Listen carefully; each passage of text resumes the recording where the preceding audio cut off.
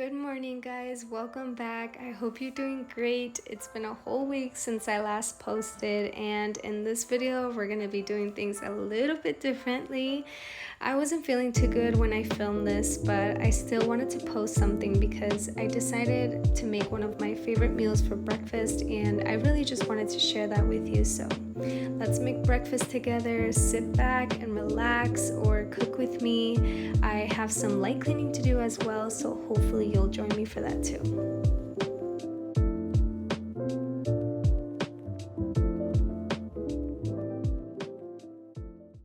So this morning I decided to make something called sopas de huevo, and that's Spanish for egg soup. It sounds kind of weird to be honest, but that's literally what they call it. But it's really good, and I love making this whenever I'm feeling lazy or I'm in a rush, which is me all the time if I'm being honest with you. But it's really easy to make, and you only need a few ingredients, so like your eggs, a tomato, onion, and your tortillas.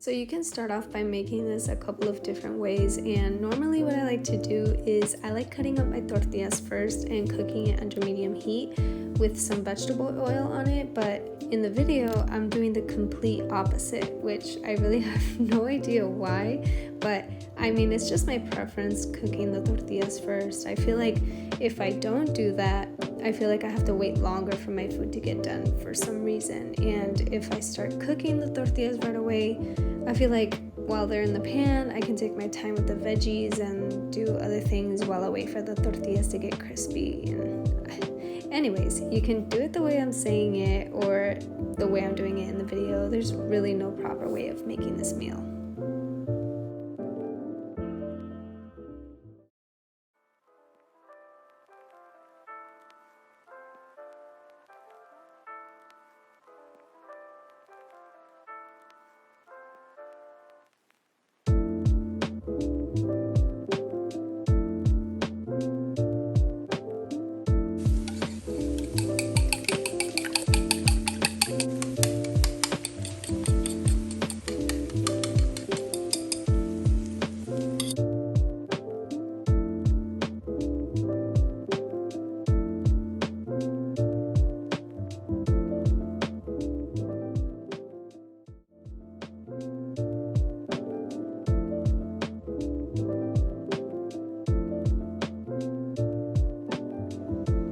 So here's a glimpse of me sort of reliving my college days when I would make this every single morning because I just didn't have the energy in me to make anything else. But what I really like about this breakfast idea is that you can really change it up too. And sometimes I like to add beans and cotija cheese to it, and man, it's like super mouth-watering. I mean, I'm just making myself hungry right now. But this morning, I had to start on a little project that I wanted to do for my sister. She moved out of the state a couple of weeks ago, and I wanted to design a mood board for her new apartment. She was calling me and asking me for my opinion on a few things, so I decided it would be nice if I made her a mood board so she could easily go back to it, whenever she wanted to reference the style she was going for. And actually, now that I'm thinking about it, I feel like mood boards really help by keeping you within the budget, because if you really think about it, it kind of keeps you on track to what you look for when you are out shopping, and anything that doesn't really fit within that style that you choose, you kind of get the reminder of just that. So if you're on a budget like we are, I really recommend you trying it out for yourself. It was my first time ever making a mood board for someone else, and it was really fun. I realized that you have to have a little bit of patience for this, however, because in the middle of my search for like coffee tables and lamps, I kept asking myself if my sister was going to like any of the things I was picking out. So, I'd message her sometimes, but I guess after that, I got a little bit more confident in what I was doing because she ended up really liking everything I was picking out for her. So that's why I feel like this project took a little bit longer than expected, but I really enjoyed it. So I had a lot of fun with, learning the tools of the app that I was using, and it was just a lot of fun making this for her. Here's a little close-up of the mood board that I created for my sister. I think it turned out so cute. I am obsessing over the little things that I chose out for her here. Of course, she doesn't have to choose specifically anything that I chose on here, but this is just so that the theme, you know, stays cohesive throughout the house. And I think this just turned out so good, you guys. And I'm using the GoodNotes app to create this. It's actually really easy. All of these like little cutouts that I made, yeah, I did all that with a tool that's embedded into the GoodNotes app. So if you're interested in creating a mood board for yourself, make sure to go and check that out. This background color, I did export this as an image from the Procreate app. So that's another app that I have that I use for things like this. But yeah, what do you guys think?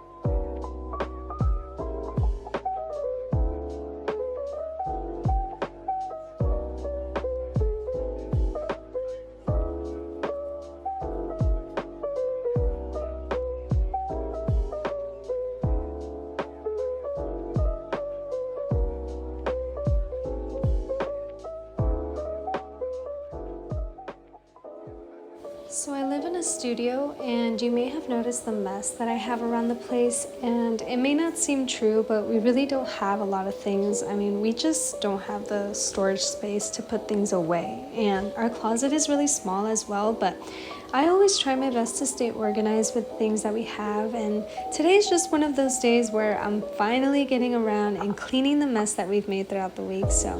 And I love this clothing rack. It's so handy to me because I don't put everything in the dryer after washing, just because I don't want certain shirts to get shrunk. So I really like this for that reason, and I got this one at Walmart for fairly cheap.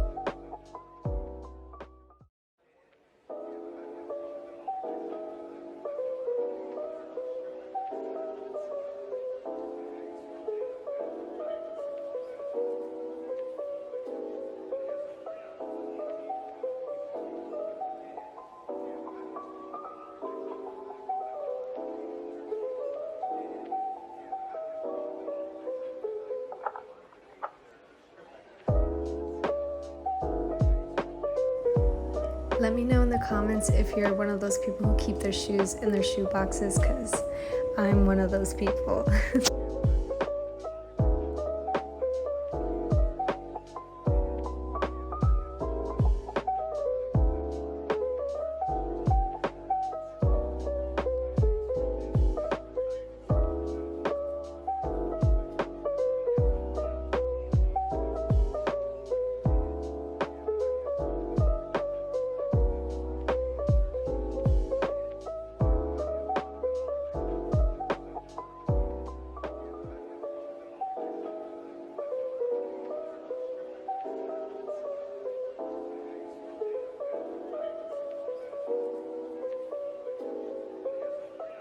So I'm probably the only one who's going to say this, but you're gonna have to let me know in the comments if you feel the same way, okay? But I actually enjoy folding laundry, and I'm not sure why, but maybe it has something to do with it being kind of relaxing, at least for me. I'll probably be listening to music or playing a show in the background while I'm doing this, just to make it even more enjoyable.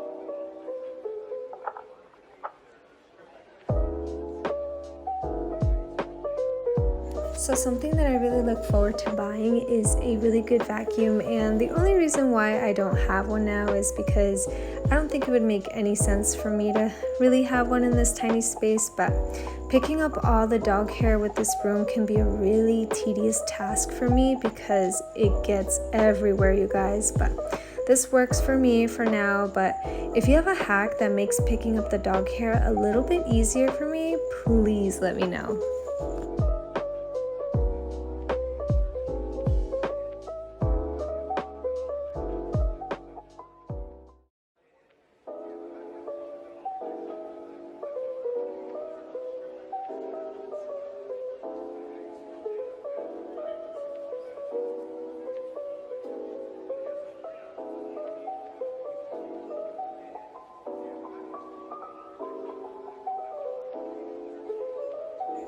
So that's going to be it for today's video, you guys. Thank you so much for tuning in with me. Let's catch up in the comments. Have a great week. See you in the next video.